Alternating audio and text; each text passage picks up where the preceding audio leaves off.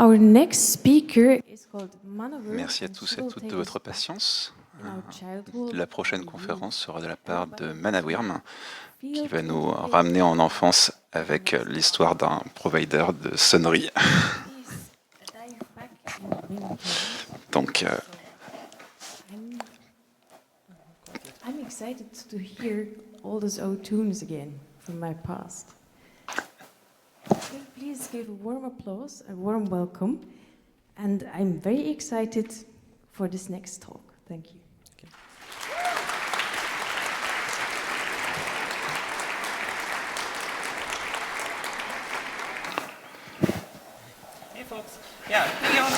bonjour à tous et à toutes. Merci beaucoup d'être venus et bienvenue.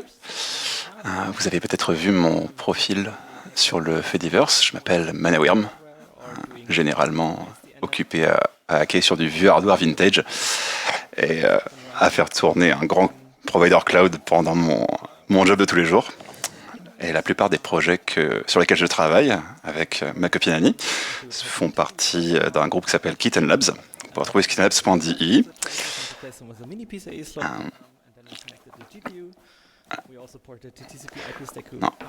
Entre autres choses, on a porté une stack TCP/IP sur une calculatrice Casio. On a amené les Blinken-Cats de Annie, apparemment des Moodlights RGB méchés que vous avez peut-être vus aux anciens événements. Alors, comment est-ce qu'on en est arrivé là? Ça a démarré en 2021. Mon ami Lig, que vous avez peut-être connu avec ses DJ sets, a posté un tweet parce qu'il s'est chopé un vieux Nokia et il demandait à ses followers, pour le fun, de lui envoyer des appels téléphoniques, des vrais ou des SMS. Et j'ai plongé un petit peu là-dedans. Je suis tombé dans un trou de lapin de lire des documentations techniques diverses et variées. Et apparemment, j'ai trouvé comment envoyer des informations autres que du texte, nouveau logo opérateur, etc. via SMS. Et maintenant, j'arrive aussi à envoyer des sonneries monophoniques, voilà, qu'on peut entendre sur l'audio. Super. Donc, petite photo de famille. Voilà quelques-uns des téléphones Nokia que je possède, mais ce n'est pas tous. J'ai eu un Nokia 6210, puis ma vie avant le smartphone a plutôt été centrée sur les Nokia. Par contre, la grande partie des choses dont on va discuter aujourd'hui sont Nokia spécifiques, surtout sur le messaging, mais on parlera peut-être aussi de simple WAP. Donc, on a eu une grande évolution des capacités de ces téléphones. Au départ, on pouvait juste recevoir des petits logos en 7214, ainsi que des sonneries monophoniques. Après, certains téléphones un peu plus récents étaient capables de recevoir des petites applis en Java ou J2ME, des jeux, etc. On avait une limite de 74 KO, donc c'est très très limité en complexité. Plus tard, à partir de 2022, les capacités ont augmenté, on pouvait commencer à bosser avec des sonneries polyphoniques, donc MP3, MIDI, etc. On pouvait transférer des PNG, donc on avait le full color. Ensuite, on a eu MP3 et AMR, etc. J'ai déjà dit ça avant, bêtise. Et encore plus tard, on a commencé à pouvoir envoyer de la vidéo. On pouvait les encoder, les décoder et les transférer. Donc, les anciens containers de l'époque en 3GP, etc. Alors, comment est-ce qu'on fait pour communiquer des données binaires avec des vieux téléphones comme ça? Eh ben, on utilise des SMS. Alors, on utilise des features spéciales des SMS qui s'appelle le User Data Header. Et quand on set un bit spécifique dans les headers, le reste du message est parsé en tant que des données binaires. Donc, Donc on peut avoir différents éléments de contrôle avec différentes informations dans un SMS. Donc voilà. On peut avoir des choses comme oui.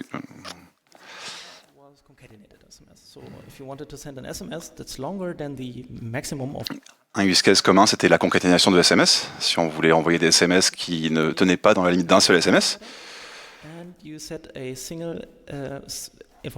on va pouvoir par exemple simplement envoyer un user data header qui indique que la suite sera un message concaténé, on enverra le nombre de messages, on enverra les messages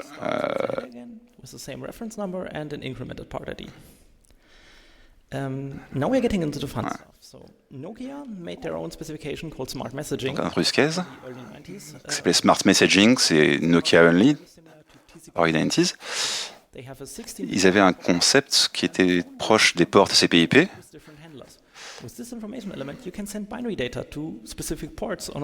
Okay, donc chaque téléphone avait une notion de port en 16 bits.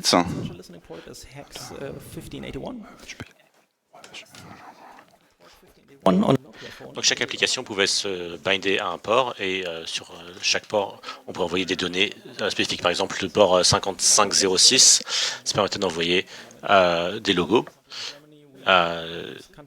Donc, en Allemagne, on utilise le code de pays 262, le code de réseau Deutsche Telekom 1. En envoyant le code de pays, le code d'opérateur et un logo noir et blanc, ça permet, on peut envoyer ça au téléphone qui va ensuite afficher ce logo dès qu'on est connecté à cet opérateur dans ce pays. Donc voilà la forme binaire d'un logo d'opérateur sous forme de SMS. Donc on a un user data header ici avec sa longueur, il y a 0B, 11 bytes. On a ici des informations d'adressage avec l'adresse du port.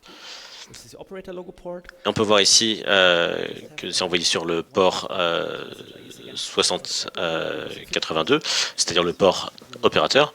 Ensuite, on a une payload qui va être concaténée parce qu'on ne peut pas la faire tenir dans un seul message. Donc ça, c'est le premier de 2 messages. Dans le deuxième message, on a le numéro de partie qui est incrémenté de 1.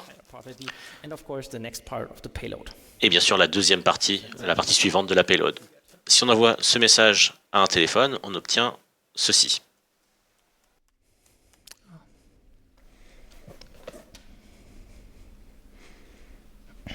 You can see the 2 parts there. Alors là, je peux voir les 2 parties ici.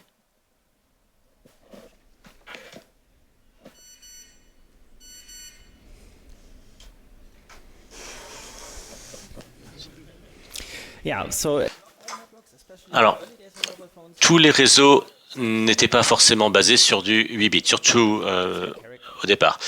Certains ne pouvaient envoyer que des caractères en ASCII. Donc Nokia a construit un workaround autour de ça.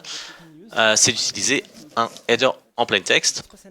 En envoyant un message donc purement ASCII, on peut envoyer les mêmes données au même port, simplement en écrivant la version hex encodée en majuscule. Donc c'est très inefficace, hein, on peut avoir que ça utilise 2 caractères par octet, mais ça marche. Une autre application Nokia qui est devenue très populaire, c'était RTTL pour le transfert de ringtone. C'est un format texte, on envoie juste le nom de la sonnerie et ensuite une liste de musique et de pauses sous forme de texte. Vous pouvez trouver beaucoup de sonneries qui sont écrites sous ce format. Mais comment est-ce qu'on peut transformer ce format en données binaires qu'on peut par SMS? Alors, heureusement, Mike Cohn a écrit en 2001 un outil de création et de transformation de ringtones. Ça supporte un nombre incroyable de formats et de switch de lignes de commande qui permettent de modifier tout un tas de fonctionnalités pour manipuler des sonneries. Et ça c'est ce qu'on utilise dans Blamba pour envoyer et processer des données de sonnerie. Alors, comment est-ce qu'on envoie ces données en pratique? Question à la foule, levez la main si vous utilisez des commandes AT. C'est à peu près la moitié de la salle, pas mal. Si vous n'avez jamais utilisé de commande AT, dans les années 80, une entreprise, Hayes, a créé un standard, quelque chose qui est devenu un standard de facto pour les modems. et qu'on utilise aujourd'hui encore dans les téléphones mobiles, dans les basebands aujourd'hui. C'est probable que votre téléphone aujourd'hui le fasse toujours. Si vous avez un périphérique qui est connecté à un réseau, un modem 3G ou 4G par exemple, vous pouvez utiliser des commandes AT comme ceci pour envoyer des SMS. Généralement, il y a quelque chose qui ressemble à un port série et vous pouvez envoyer des commandes qui sont préfixées par AT pour faire quelque chose à ce modem. On peut dire à ce modem de passer en mode paquetisé et ensuite on peut utiliser une autre commande pour envoyer le message en lui-même. Alors c'est un peu plus compliqué parce qu'il faut qu'on envoie aussi les headers SMS, pas juste la donnée. Donc il faut qu'on inclue le numéro de destination, le système d'encodage, etc. Et plus directement, pour envoyer des SMS, il y a un protocole qui s'appelle le SMPP, le Short Message Peer-to-Peer Protocol. Ça nous donne un protocole binaire standardisé. Et vous pouvez utiliser un serveur SMPP. Vous ouvrez une socket TCP et vous envoyez votre SMS directement dans la connexion. Et le serveur s'occupe d'utiliser des commandes AT pour parler à un modem. C'est ce qui se passe quand vous regardez par exemple la stack Osmocom GSM. Vous pouvez vous connecter au MSC, le système de switching mobile, et envoyer vos SMS over TCP. Tout ce système d'encodage avec les commandes AT, de la création de SMS en RAW, c'est beaucoup de travail. Mais heureusement, ça a déjà été fait dans un projet open source super qui s'appelle Canal. Canal, c'est une gateway SMS et WAP open source, donc deux parties plutôt séparées. On va parler d'abord de SMS ici. Il y a la partie, le core, qui s'appelle Bearerbox. Il y a une gateway SMS qui s'appelle SMS Box et la gateway WAP qui s'appelle WAPbox. Canal est plus ou moins du software en mode entreprise. C'est quelque chose qui a été utilisé dans la vraie vie et ça marche tout simplement. La gateway SMS supporte pas mal d'interfaces, les commandes AT, SMPP et d'autres protocoles exotiques pour envoyer des SMS. Vous pouvez juste installer Canal sur la machine, lui dire sur quel port Siri est votre modem ou où est-ce qu'il peut trouver un serveur SMPP. Et Canal va exposer une interface HTTP qui permet de recevoir des SMS. Il va gérer tout le côté encoding, toute la queue de messages, s'occuper d'envoyer les commandes AT. C'est super bien. Donc maintenant, on peut générer des payloads SMS, on sait comment les envoyer, et on a juste besoin de créer une interface web. C'était vite fait avec PHP, MariaDB, ImageMagick. La seule partie intéressante, c'est qu'on utilise Bubble Wrap, parce que quand vous faites tourner du software qui a 25 ans, écrit en C, et que vos clients, vos utilisateurs, c'est des hackers dans une conférence de hackers comme ici, il y a sûrement plein de trucs qui vont mal se passer, donc on a tout sandboxé, parce qu'on est sûr qu'il va y avoir des problèmes. Donc, merci de ne pas utiliser Blamba comme votre challenge CTF, mais si vous le faites, dites-nous ce que vous avez trouvé. Si vous voulez tout détail, vous pouvez trouver le code sur GitHub. C'est plutôt un proof of concept, vous ne s'attendez pas à trouver un truc incroyable, mais les parties intéressantes sont dans le dossier libs ici. Si vous n'avez pas vu l'interface de Blamba, voilà ce que vous pouvez trouver si vous allez sur www.blamba.de. Ça ressemble beaucoup à ce que vous avez pu voir avec les grands opérateurs du début des années 2000. Vous pouvez obtenir un cookie de session si vous envoyez le SMS de registration par SMS à Blamba. Et ensuite, vous pouvez utiliser cette interface pour commander des logos de sonnerie qui vont être livrés par SMS sur votre téléphone. Vous pouvez les choisir directement à travers le site web. Vous avez juste à envoyer le numéro à 5 chiffres du contenu que vous voulez au numéro de Blamba, et Blamba va vous répondre avec la payload que vous voulez. Alors, les sonneries monophoniques, les petits logos en noir et blanc, c'est marrant, mais maintenant, de nos jours, on a des téléphones avec des écrans couleurs et toutes sortes de choses vachement plus cool. Donc pour ce qui ne rentre pas dans un SMS, on a aussi le WAP. Donc le WAP, donc Wireless Application Protocol, décrit un ensemble de standards qui représente une version lightweight, stripped down du web normal. Donc, on utilise des serveurs HTTP normaux, on utilise des URL, on fait des requêtes GET-POST comme on a l'habitude. Les téléphones vintage comme celui-là, ils n'étaient pas capables de gérer une stack HTTP. Et le parsing XML n'était pas du tout dans ces cordes, donc maintenant on peut utiliser des proxys qui s'appelaient des gateway WAP entre le serveur HTTP et le téléphone. il va parser le WML dans un processeur qui s'appelle le Web Binary XML que le téléphone va être capable de comprendre. Donc essentiellement, c'est une liste de tokens binaires que le téléphone peut comprendre. À l'époque du standard WAP, il y avait une grande diversité de protocoles mobiles, GPRS, CD, etc. Donc, pour le Web sur GPRS, qui est le plus simple, on utilise des données GPRS comme on utilise aujourd'hui, et on envoie des paquets web comme des paquets UDP fragmentés. Donc, sur CSD, donc Circuit Switch Data, on peut y penser comme un modem, un appel modem over GSM. C'est pas vraiment le cas, mais voilà.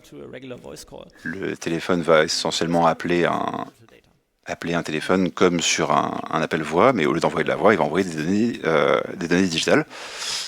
On va utiliser le PPP comme on utilise le simple PPP pour faire du TCP/IP par-dessus ce canal-là.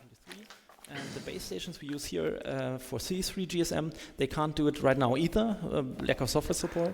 So right now the only way to get working WAP over CSD is either in la stack qu'on utilise pour C3 GSM ne supporte pas d'utiliser du CSD, donc vous pouvez pas utiliser ça ici. Vous pourriez peut-être le faire avec une station de base en SDR qui supporterait CSD. Sinon, c'est quelque chose que l'on travaillera plus tard. Alors, dans le passé, votre opérateur aurait eu une gateway WAP que votre téléphone pouvait utiliser. Et cette gateway WAP s'occupait aussi de toute la partie facturation pour des services premium. Si vous étiez sur un service qui coûtait plus cher, il savait qui vous étiez et pouvait vous facturer ça. Alors, maintenant, en 2024, plus personne ne fait tourner de gateway pour WAP 1.1. Et c'est là où Canel est utile puisqu'il peut accepter ces requêtes sur le port 9200 et faire un proxy de ces requêtes vers des requêtes HTTP. Il peut aussi faire la conversion WML vers WXML. Et Blamba, bien sûr, fait tourner une gateway publique sur le serveur de Blamba. Donc si vous avez encore un téléphone qui utilise WAP 1.1 et qui a besoin d'une gateway WAP, vous pouvez le pointer vers l'adresse IPv4 de Blamba. L'adresse IP est dans la FAQ et ça devrait juste marcher. Mais ensuite, bien sûr, dans les années 2000, on a eu des téléphones bien plus puissants avec des écrans couleurs et plus de capacité.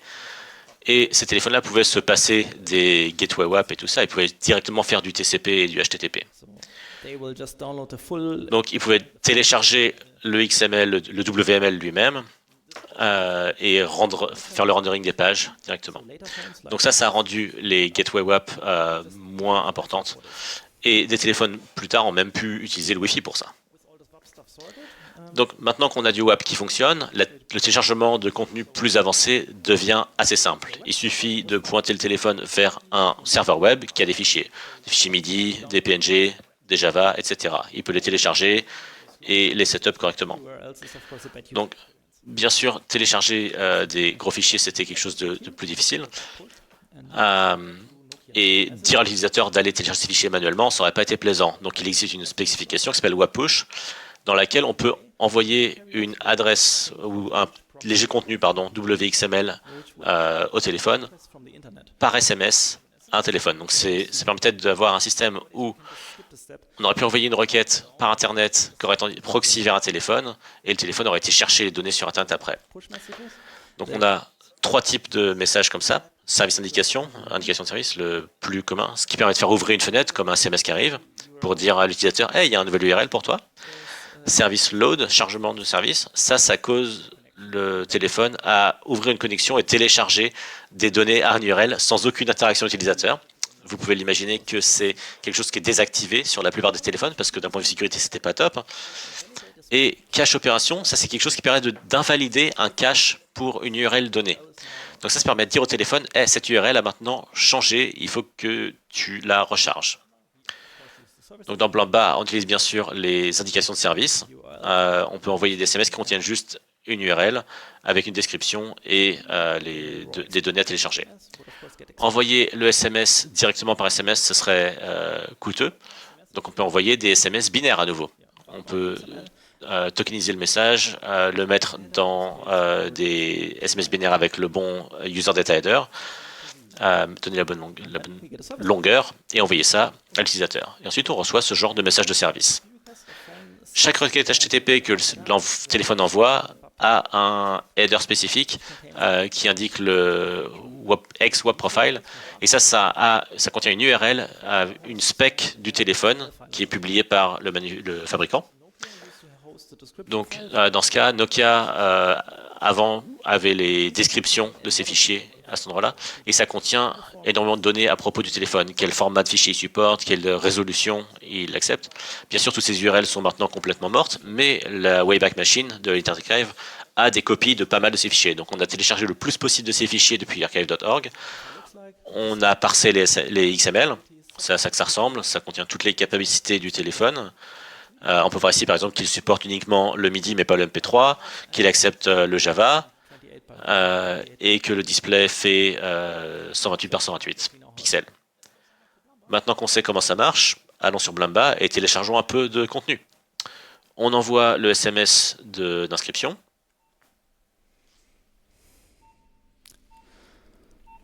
« 252622 is Blamba.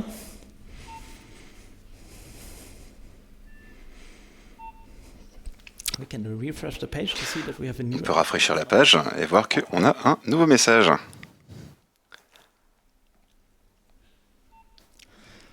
On peut retourner sur l'interface web et chercher autre chose qu'on veut, par exemple une sonnerie, et l'envoyer sur notre device en web push. Blamba nous montre l'intégralité des données qu'on va renvoyer. Donc si vous voulez voir un petit peu comment c'est fait en détail, voilà, nouveau message de service.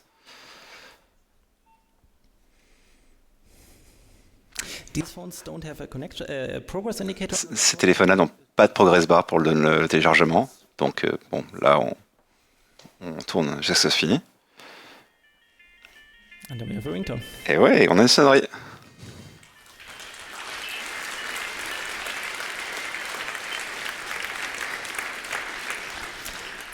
Alors,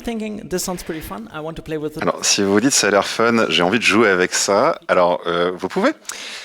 Donc, sur Blamba, il y a une fonctionnalité qui s'appelle Manuel SMS, où on peut mettre directement des données exa de notre choix, avec des données brutes dans notre payload, et paf, Blamba nous envoie ça sur notre téléphone. Alors, on peut envoyer ce qu'on veut, mais il faut se rappeler que c'est des téléphones qui tournent sur des logiciels qui datent des 90s, donc quand on envoie des choses pas bien screenées, ça va bien les éclater. Donc, derrière tout ça, on a un dashboard Grafana avec des informations sur le runtime de Blamba. On a une gateway qui marchait. Pour faire marcher Blamba, on a une gateway qui tourne sur un PC avec un dongle USB 3G. Qui fait tourner Canal, il se connecte au serveur de Blamba en VPN, et on va simplement ensuite envoyer ces calls HTTP qu'on a mentionnés.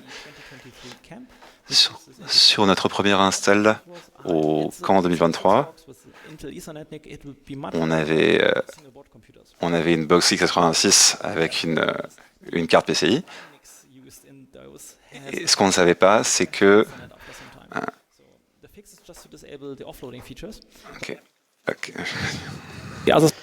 les NIC qu'on utilisait avaient un bug hardware qui causait les connexions à dropper au bout d'un moment. Il fallait désactiver l'offloading, on ne le savait pas à l'époque. On a donc passé ensuite sur un Raspberry Pi 4 avec le même dongle et une carte PCI Wi-Fi. Et pendant qu'on testait, on s'est rendu compte que le dongle qu'on utilisait n'avait pas l'air de bien fonctionner pour les SMS, donc on est passé à un dongle ZTE et ça fonctionne bien. Beaucoup de gens ont contribué de l'artwork qui a en rapport avec le CC. Si vous avez des idées d'artwork, vous pouvez le créer. Il y a des guidelines sur comment le créer dans le repo Blamba Content Industry. Merci beaucoup à La Forge, Billy, Nick, Benjamin, Mike Cohn, Jennifer de Latimos.com, Latimos.com, Image Magique, Canal et tous ces autres projets qui ont permis de faire fonctionner cette idée un peu folle.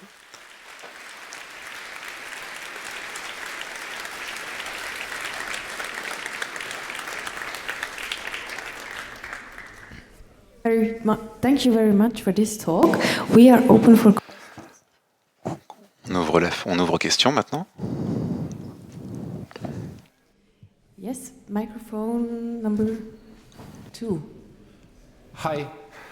Bonjour, merci beaucoup. C'était trop cool. Alors, je me demande, puisque la plupart des choses là sont over SMS, à quel point est-ce que ces choses-là sont supportées sur nos smartphones? Rien du tout. Si vous aviez ça, un téléphone moderne, un iPhone, c'est complètement ignoré et il se passe juste rien. Microphone number 3, please. Thanks for your talk. I'm just interested to hear, since putting up this server. Alors, depuis que vous avez mis ce service en place, est-ce que quelqu'un de Yamba ou un de ces autres services par SMS vous a contacté? Wouldn't be too happy about it, but I guess it's... Non, je suppose qu'il serait pas super content qu'on ait créé ça, mais après tout, c'est une parodie, donc... Please, our signal angel. Alors, question d'Internet. Internet voudrait savoir, est-ce que ça envoie des SMS sur le réseau téléphonique normal ou alors... donc si on se connecte sur notre réseau téléphonique, est-ce que ça marche? Alors, oui, ça marche tout à fait. Il faut juste une carte SIM sur le réseau public et idéalement un plan qui va envoyer des SMS illimités. On l'a testé sur le réseau GSM public et ça marche. On imagine que les opérateurs ne seraient pas super contents qu'on fournisse ça comme service public, mais techniquement ça marche, il n'y a aucun problème. Looks like we have answered all the questions. Apparemment, on a répondu à toutes les questions. Merci beaucoup pour ce talk.